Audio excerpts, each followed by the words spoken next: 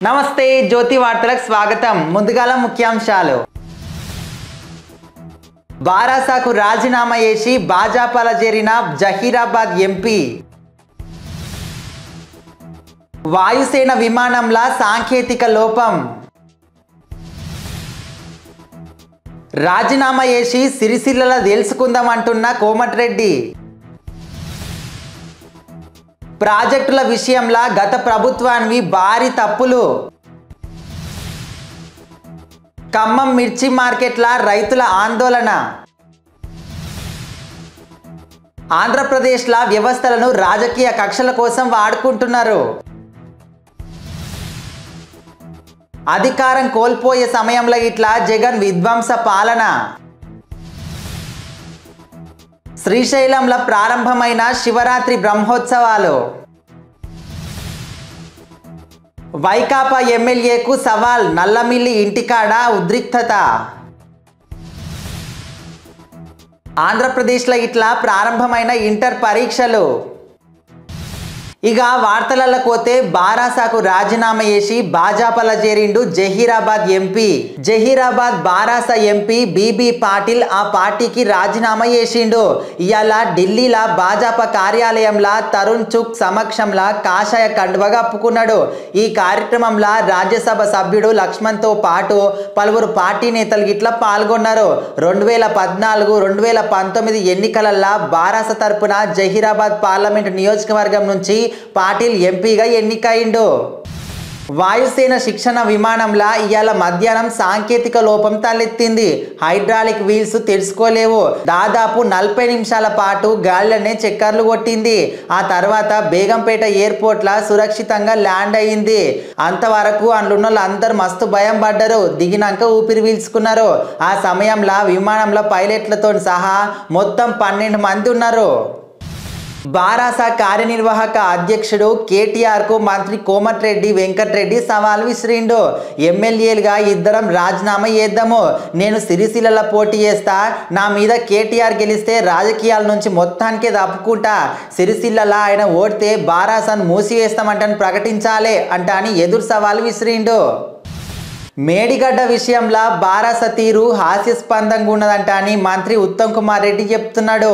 National dam safety authority committee ఏర్పాటును స్వాగతిస్తున్నట్లు చెప్పిండు. మేడిగడ్డ, అన్నారం, సుందీళ్ల మీద సత్వర విచారణ జరగాలి. ప్రాజెక్టుల విషయంలో గత ప్రభుత్వం మస్తు తప్పులు చేసింది. కమిషన్ల కోసం రైతుల ప్రయోజనాలను పణంగా పెట్టింది. కొన్ని రిపోర్ట్లను ప్రభుత్వం ఇయ్యలేదంట అని ఎన్డీఎస్ఏ పేర్కొన్నది. విజిలెన్స్ నివేదిక మీద న్యాయ సలహా తీసుకొని కేసులు నమోదు చేస్తామంట అని ఉత్తమ్ కుమార్ రెడ్డి చెప్తుండు. వ్యాపారులు మిర్చి ధరలు తగ్గించాలంట అని ఖమ్మం మార్కెట్లో అన్నదాతలు ఆగ్రహం వ్యక్తం చేస్తుండ్రు. జెండా పాట కంటే తక్కువకు కొనుగోలు చేస్తున్నారంట అని తెలిపిండ్రు. మార్కెట్ ప్రధాన గేట్ కాడ బైఠాయించి నిరసన చేస్తుండ్రు. వెంటనే అదనపు కలెక్టర్ మధుసూదన్ నాయక్ ఆడికి చేరుకొని రైతులతో మాట్లాడిండు. అయినా రైతులు శాంతియలేరు. గిట్టుబాటు ధర కల్పించాలంట అని అప్పటి వరకు కొనుగోలు నిలిపివేస్తామంట అని గేట్లు మూసేయాలంట అని ఇట్లా డిమాండ్ చేసిండ్రు. మార్కెట్లో ప్రస్తుతం మిర్చి కొనుగోలు నిలిచిపోయినాయి. ఉద్రిక్తత పరిస్థితుల నేపథ్యంలో పోలీసులు బందోబస్తు గిట్లు ఏర్పాటు చేసిండ్రు. జెండా పాట ధర క్వింటాల్కు 20,800 ఉన్నది. కేవలం 14,000 నుంచి 16,000 మధ్యనే వ్యాపారులు కొనుగోలు చేస్తున్నారు. ఇక రైతులు దీనికి వాపోతున్నారు. ఆంధ్రప్రదేశ్లో తెలుగుదేశం పార్టీ నేతలు కార్యకర్తల అణచివేతనే లక్ష్యంగా అధికార పార్టీ అక్రమ కేసులు పెడుతున్నదంట అని గవర్నర్కు తెదేపా అధినేత చంద్రబాబు లేఖ రాసిండు. ప్రభుత్వం వ్యవస్థలను రాజకీయ కక్షల కోసం వాడుకుంటా తెదేపా నేతలను వేధిస్తున్నదంట అని ఇట్లా లేఖలు రాసిండు. మాజీ మంత్రి పత్తిపాటి పుల్లారావు కుమారుడి అక్రమ అరెస్టును ప్రస్తావిస్తూ ఏపీ ఎస్డీఆర్ఐ దుర్వినియోగం మీద మండిపడ్డాడు.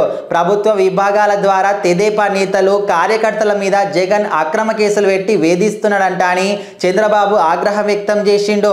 ఏపీ ఎస్డీఆర్ఐ ద్వారా తెలుగుదేశం నేతలను బెదిరించి ఆర్థికంగా, రాజకీయంగా ఇబ్బందులకు గురి చేస్తున్నారంట అని ప్రతిపక్షాలను వేధించేందుకు ఆయుధంగా ప్రభుత్వం వాడుకుంటున్నదంట అని లేఖలు రాసిండు. అధికారం కోల్పోయే ముంగట గిట సీఎం జగన్ తన విధ్వంస పాలన కొనసాగిస్తున్నాడంట అని మాజీ మంత్రి పత్తిపాటి పుల్లారావు మండిపడ్డాడు. తన కుమారుడు శరత్ ను 16 గంటల పాటు ఏవేవో ప్రాంతాలలో తిప్పిండంట అని ఆరోపించిండ్రు. రాజకీయంగా తనను ఎదుర్కోలేక అక్రమ కేసులు పెట్టి అరెస్ట్ చేసిండంట అని ఆగ్రహం వ్యక్తం చేస్తుండు. జగన్ ఎన్ని కుతంత్రాలు చేసినా గానీ బెదిరింపులకు భయపడేది లేదు. తనకు న్యాయం ధర్మం మీద విశ్వాసం ఉన్నది. అరాచకాన్ని నమ్ముకున్న జగన్ ను అవే తొక్కియేస్తాయంట అని అంటుండు. మల్లికార్జున స్వామి కొలువైన శ్రీశైలం మహాక్షేత్రంలో మహాశివరాత్రి బ్రహ్మోత్సవాలు ఇయ్యలటి సంధి ప్రారంభమైనాయి.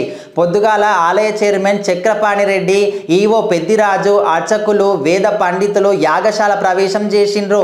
శివ సంకల్పం, గణపతి పూజ, పుణ్యాహవచనం, చండీశ్వర పూజ చేసి ఉత్సవాలకు శ్రీకారం చుట్టిండ్రు. రాత్రి 7 గంటలకు ఆలయ ప్రధాన ధ్వజస్తంభం మీద ధ్వజపటాన్ని ఆవిష్కరిస్తారు. సకల దేవతలను బ్రహ్మోత్సవాలకు ఆహ్వానిస్తారు. ఈ కార్యక్రమాన్ని చేపడతారు. ఇక రేపటి నుంచి స్వామి అమ్మవార్లకు వాహన సేవలు, గ్రామోత్సవం కార్యక్రమాలు నిర్వహిస్తారు. బ్రహ్మోత్సవాలల్లో స్వామి అమ్మవార్ల వైభవాన్ని తిలకించేందుకు నల్లమల అడవుల నుంచి భక్తులు పాదయాత్రగా తరలివస్తున్నారు. తూర్పుగోదావరి జిల్లా అనపర్తి మండలం రామవరంలో భారీగా పోలీసులు మోహరించిండ్రు. తెదేపాకు చెందిన మాజీ ఎమ్మెల్యే నల్లమిల్లి రామకృష్ణారెడ్డి నివాసం కాడ పెద్ద ఎత్తున చేరుకున్నారు. వైకాపా ఎమ్మెల్యే సత్తి సూర్యనారాయణ రెడ్డి అవినీతి అక్రమాల మీద ఆయన నివాసానికి వెళ్లి చర్చిస్తాము, 109 అంశాల మీద చర్చకు సిద్ధమా అని నిన్న నల్లమిల్లి సవాల్ విసిరిండు.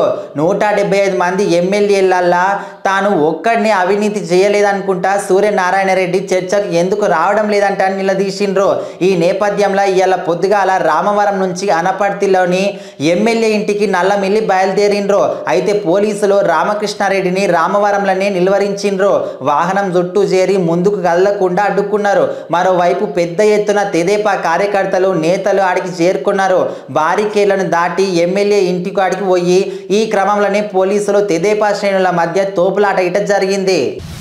ఆంధ్రప్రదేశ్లో ఇట్లా ఇంటర్ పరీక్షలు ప్రారంభమైనాయి. రాష్ట్ర వ్యాప్తంగా 1559 కేంద్రాలల్లో వీటిని నిర్వహిస్తారు. నేటి నుంచి 20వ తేదీ వరకు పరీక్షలు కొనసాగుతాయి. రోజు పొద్దుగాల 9 గంటల నుంచి మధ్యాహ్నం 12 గంటల దాకా ఈ ఎగ్జామ్లు అయితే జరుగుతాయి. ఈ ఏడాది 10 లక్షల మందికి పైగానే విద్యార్థులు పరీక్షలు రాస్తారు. వీళ్ళల్లా 5,29,457 మంది ప్రథమ సంవత్సరం, 4,76,198 మంది ద్వితీయ సంవత్సరం ఎగ్జామ్స్ కి హాజరవుతారు. రాష్ట్రంలో 57 సమస్యాత్మక పరీక్ష కేంద్రాలు ఉన్నట్లు ఇట్లా అధికారులు గుర్తించిండ్రు. ఇయ్యాలటి వార్తలు అయిపోయినాయి. మళ్ళొచ్చే వార్తలలో మళ్ళా కలుద్దాం. శనార్తి.